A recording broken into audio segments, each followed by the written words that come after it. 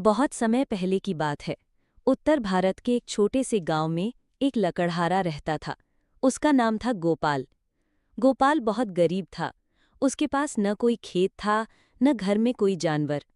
रोज सुबह वो अपनी पुरानी कुल्हाड़ी लेकर पास के जंगल में जाता, सूखी लकड़ियां काटता और उन्हें गांव के बाजार में बेचकर 2 वक्त का खाना जुटाता।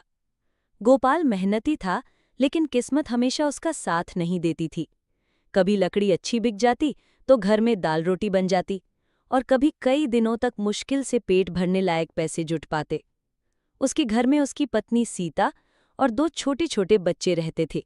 बच्चे अक्सर पूछते, बाबा, आज खाने में क्या मिलेगा? गोपाल के पास कोई जवाब नहीं होता। कभी वो मुस्कुराकर कह देता, आज तो तुम्हारे लिए खास रोटी बनेगी, और कभी बस चुपचाप उन्हें सीने से लगा लेता। जंगल की ओर सफर। एक दिन सुबह सुबह गोपाल लकड़ी काटने जंगल पहुंचा। मौसम कुछ अजीब था। आसमान में काले बादल थे और हवा में ठंडक। गोपाल ने सोचा, आज जल्दी लकड़ी काटकर लौटना चाहिए, वरना बारिश में भीग जाऊंगा। वो नदी के किनारे किनारे चलता हुआ एक बड़े पेड़ के पास पहुंचा। कुल्हाड़ी से पेड़ की सूखी डालियां काटने लगा, लेकिन तभी उसकी कुल्हाड़ी का फाल ढीला होकर नदी में गिर गया। गोपाल घबरा गया। अरे बाप रे, ये क्या हो गया? यही कुल्हाड़ी तो मेरे पूरे परिवार की रोजी रोटी है। अगर ये नहीं रही तो बच्चों को कैसे खिलाऊंगा? वो नदी के किनारे बैठकर जोर जोर से रोने लगा। कुछ ही देर में नदी से चमकता हुआ एक देवता प्रकट हुए। उनके हाथ में सोने की कुल्हाड़ी थी। उन्होंने मुस्कुराकर कहा, गोपाल, तुम क्यों रो रहे हो? गोपाल ने हाथ जोड़कर कहा, हे देव, मेरी पुरानी लोहे की कुल्हाड़ी पानी में गिर गई। उसी से मैं लकड़ी काटता था। वही मेरे परिवार का सहारा थी। अब मेरे बच्चों को कौन खिलाएगा? देवता ने नदी में डुबकी लगाई और एक सोने की कुल्हाड़ी लेकर बाहर आए। क्या ये तुम्हारी कुल्हाड़ी है? उन्होंने पूछा। गोपाल ने देखा और तुरंत सिर हिला दिया।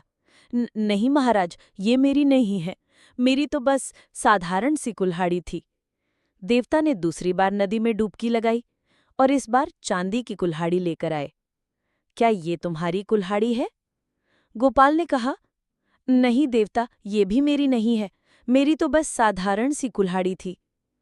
तीसरी बार देवता नदी में उतरे और जब बाहर आए तो उनके हाथ में वही पुरानी जंग लगी लोहे की कुल्हाड़ी थी। क्या यही तुम्हारी कुल्हाड़ी है? गोपाल की आंखों में चमक आ गई। उसने खुशी से हाथ जोड़कर कहा, हाँ, यही मेरी कुल्हाड़ी है महाराज।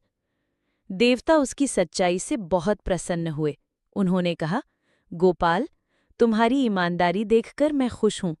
इसलिए ये तीनों कुल्हाड़ियां, सोने, चांदी और लोहे की, सब तुम्हें उपहार में देता हूं। खुशहाल जीवन। गोपाल ने देवता को धन्यवाद दिया और घर लौट आया। उसने चांदी और सोने की कुल्हाड़ियां बेचकर अच्छा खासा धन कमा लिया। अब उसके घर में कभी भूख नहीं रही। उसने बच्चों को अच्छे कपड़े दिलाए, पत्नी सीता को आराम दिया और गांव के गरीब लोगों की भी मदद करने लगा। गांव का लालची लकड़हारा। लेकिन गांव में एक और लकड़हारा रहता था, रामलाल। जब उसे ये कहानी पता चली तो उसकी आंखों में लालच आ गया।